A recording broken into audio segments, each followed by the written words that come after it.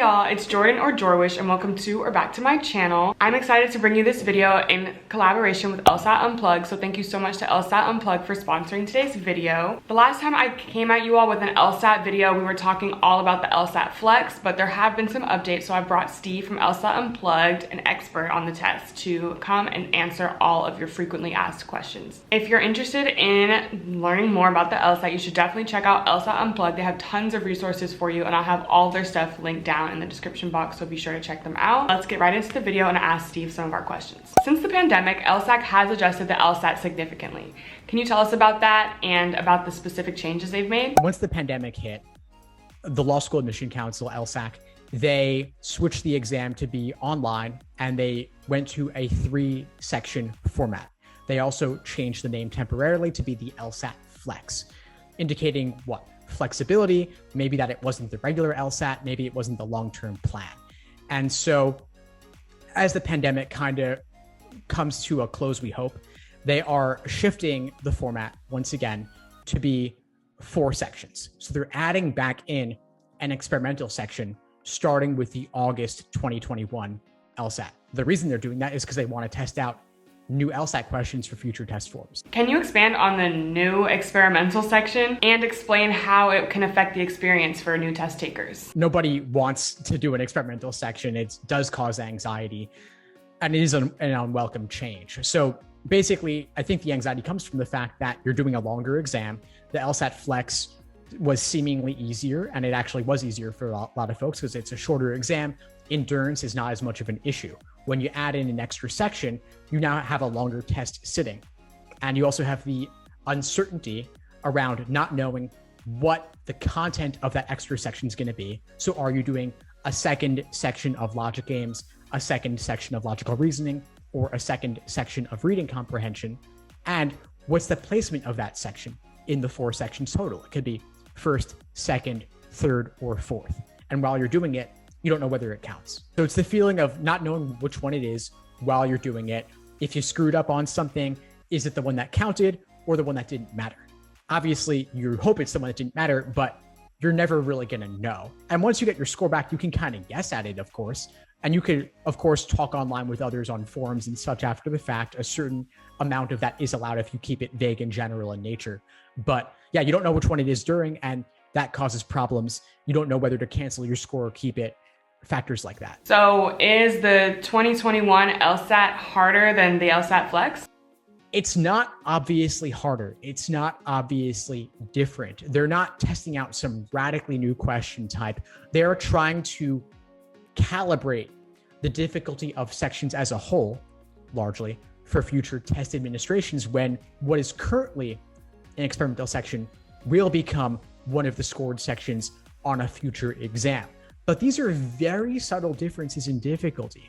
It's not like you're going to have 4 super tough logic games on the experimental and then 4 average difficulty ones on the actual. It's not like that. And they're not different question types either. It's just basically maybe on a scored section, you have 1 easy, 2 moderate, 1 difficult, because there are 4 logic games total in the section. And then on the experimental section, maybe it's like 2 easy, 1 moderate, 1 difficult. But where do you draw the line between easy and moderate? These are all shades of gray. You need to give your full effort on every section as if it was scored. Everything stays the same. So you're still doing 1 scored section of logic games, 1 scored of logical reasoning, 1 scored of reading comprehension. What happens within a section is exactly the same, whether it's the LSAT Flex, the new 4-section LSAT, as well as all prior LSATs all the way back to 1991. None of that changes. So what is the change exactly?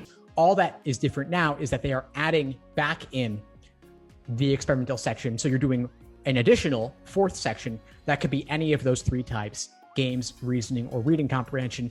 But what happens within that extra section is also going to appear identical to all other LSAT sections back to 1991. The only change that's happened that's really significant is back in June 2007, when they added in a dual comparative reading comp passage. I should just mention that to be comprehensive in what I'm saying here, but that's not related to this format change. How is the current 4-section LSAT organized and timed? We got 4 35-minute sections for the new 4-section LSAT, plus a 10-minute break. So that works out to about 2 hours, 35 minutes.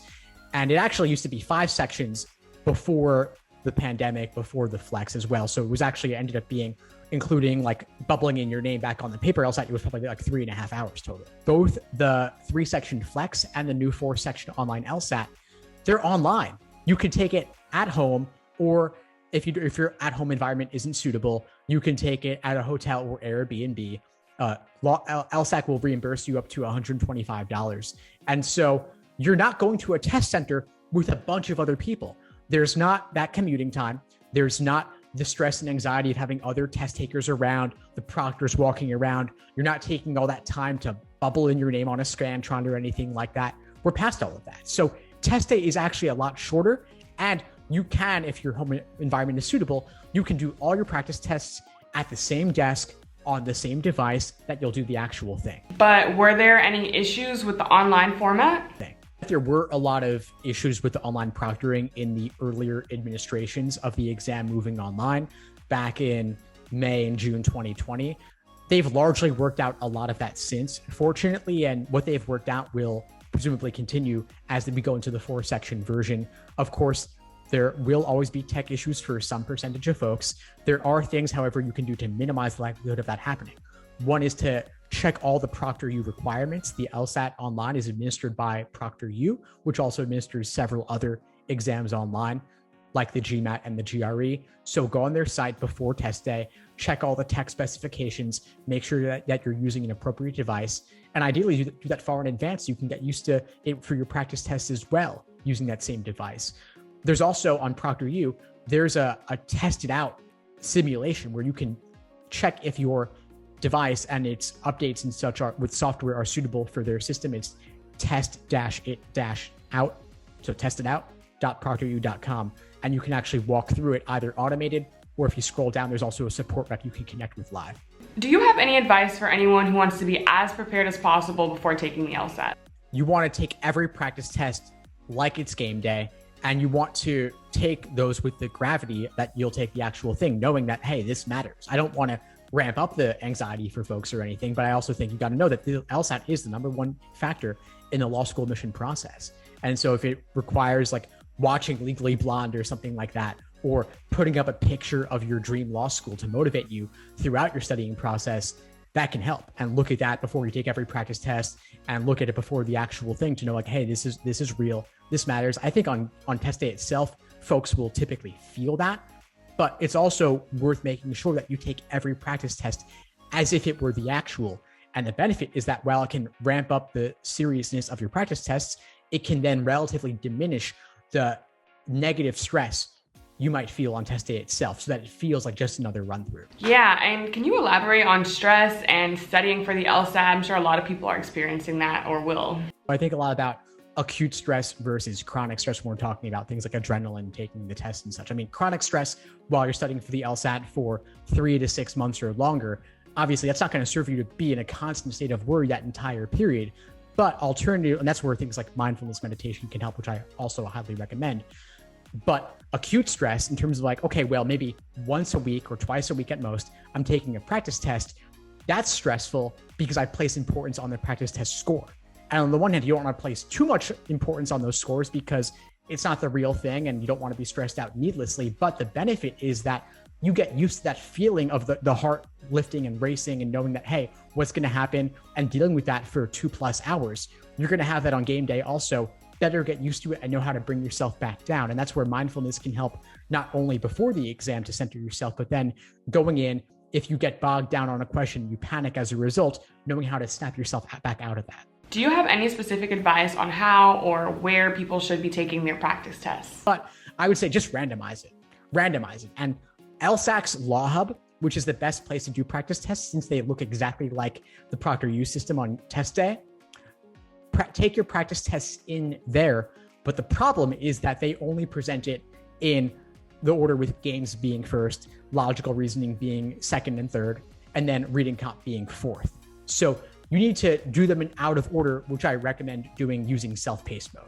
Okay, Steve, well, thank you so much for giving us that valuable information. And everyone, like I said, if you want to keep up with LSAT Unplugged and all of their content on all things LSAT and law school related, be sure to check them out. I'll have all their information linked down below.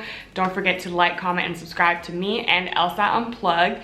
And comment down below any of your questions and stay tuned for the next upload.